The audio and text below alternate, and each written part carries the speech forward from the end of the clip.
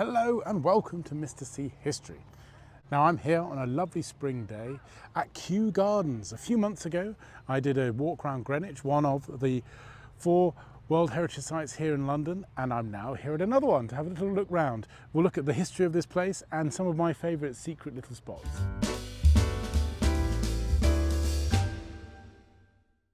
Well, behind me is a Japanese ginkgo tree called the Pagoda tree, and it's actually one of the 5 lions of Kew, which are one of the 5 trees that still remain from when it first was founded. And this is a good place to talk about the real origins of this area. It's obviously, because it's, as London, it's an open space, therefore it's got a royal connections. The royals protected it for their palaces, for the hunting ground. And actually, this links back to 1299 to Edward I. He had Sheen Palace on this bend of the river. It was abandoned, but then our old friend Henry VII of the Tudors, the first Tudor, he decided to build an even greater palace on the corner of the bend of the river, and it started the Tudor connection with that. That was a bit further over Richmond Palace, sort of nearer what would be now the golf club over that way. And then Mary Tudor, Mary I, our old friend Mary I, she built a palace on Kew, where now Kew Palace is, which we'll look at in a minute. And essentially then there was a bit of open land between the two. It became a driveway between the 2 palaces, and this was the origins of Kew Gardens. So we have the Tudors to thank.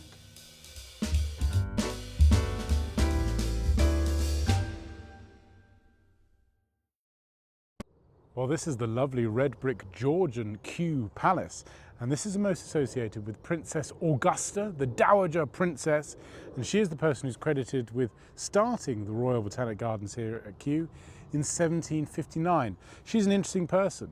She is the mother of George III, and she was the wife of Frederick, Prince of Wales, who was the heir to the throne. But he died aged 44. He was hit in the stomach with a cricket ball. He was one of the first very famous cricketers. He died before he could assume the throne, so his son George III took over, and perhaps in her grief, Augusta decided to create the Botanic Gardens here. It was expanded again by her son George III, and that's why it's Kew Gardens with a plural, because he took the gardens from Richmond Palace, which we discussed with the Tudors, and brought them all together to make the Botanic Gardens of Kew. Now, the royals, George III, etc., found it hard to keep stuff cold in the 1760s, so what they built was an ice house. So they'd scrape ice out of the lakes here at Kew, and they would keep it and store it here in the ice house. But this must have been very inconvenient for the people who worked at Kew House, because it was quite far from the palace, and they'd have to have dug it up from the lakes and hide it in here.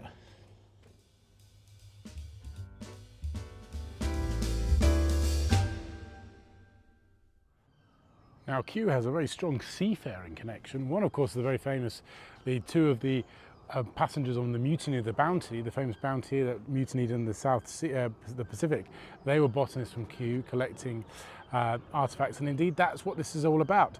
Kew was that symbol of the British Empire going around the world collecting plants, etc., to be put here. And the person most closely associated with that is Joseph Banks. Now, Joseph Banks famously went along on Captain Cook's expedition to Australia, 1768 to 1771, that expedition. They went to Brazil, the Pacific Islands, New Zealand, Australia, etc.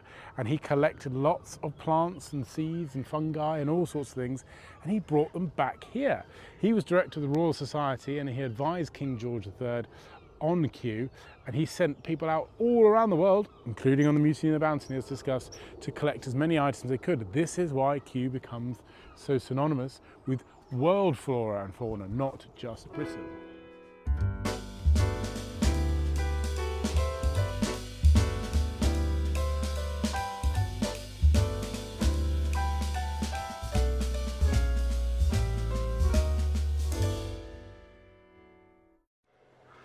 This is the absolutely wonderful Palm House, which was built in the Victorian times. This is a wonderful example of glass wrought iron Victorian architecture. Indeed, when it was built, it was the largest wrought iron building in the world. It may even still be.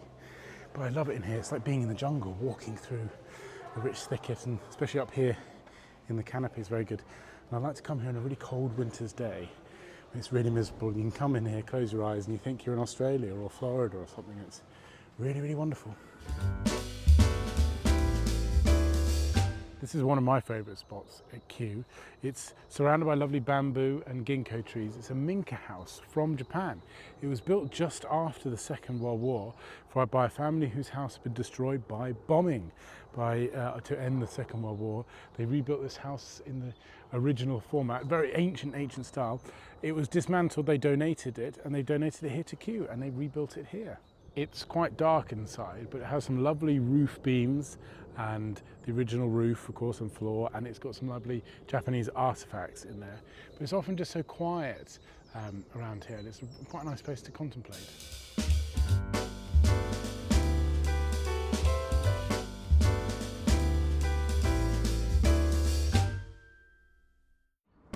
Behind me is the Pavilion Cafe.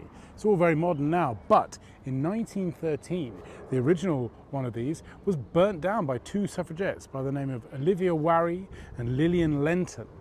There was, at the time, 1913 was the franchise bill was about to go through Parliament to extend the vote to women, but the Liberal government suddenly pulled out from it. So this really angered the suffragettes, and this perhaps was one of the most violent time for the suffragettes, just before the First World War, when they decided to put away their violence for now. They burnt this down. They attacked other places, the greenhouses in Kew as well, because Kew was a good target place to be. It was cheap to enter.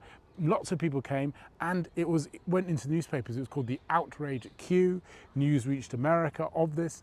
It was very, very good for raising the suffragette cause.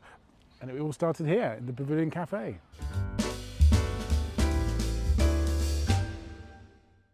Well, this, of course, is the wonderful pagoda here at Kew. And this is actually really old. It was built in 1761, right at the time Princess Augusta started the garden. It's amazing. She commissioned an architect called William Chambers, I think his name was, and he'd actually been to China. So he perhaps knew, well, he at least knew what a pagoda looked like. He still built it with good, Yorkshire brick within it, but it's got some lovely intricate details, nice balconies, and some amazing dragons near the bottom as well. But it's really interesting. It was a real stir. Obviously in 1760s London, this would have been amazing for its height. It's extremely tall, one of the tallest buildings in London probably at the time, but for its exoticism. Most buildings at the time were done in the sort of Palladian style really. This was done in that wonderful word, chinoiserie, the style of Chinese architecture, which would have been brand new then and has been much copied since. The only other interesting thing about the pagoda is during the Second World War, they drilled holes in all the floors and they would drop smoke bombs to test how quickly they could drop and they can go. So it was used for that in the Second World War, and unfortunately then got a bit dilapidated and it's only recently been restored. You can actually go up it, I think.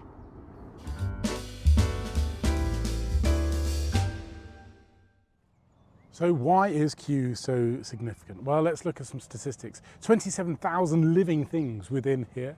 8.5 million preserved seeds over in the herbarium over there where they will do the research all on it. 175,000 pieces of art and drawings are stored here. 750,000 books are in the library. It's a World Heritage Site, all sorts of protection going. I think there's 36 listed buildings, 4 of which are grade 1. It is, including the Palm House here behind me, it is a place of not only national significance, it's a place of international significance. The world's research in botany and the protection of the environment, etc., can run through Kew. It's extraordinarily significant, and it's got a wonderfully interesting history from Edward I right up to World War II, and you got Japanese, the bombing on Tokyo, to Bloody Mary, to all sorts of other videos that we've kind of covered so far. Anyway, so as always, I hope you've enjoyed that. It's a wonderful place to come, especially on a lovely spring day today. As always, don't forget to subscribe, and I shall see you on the next one.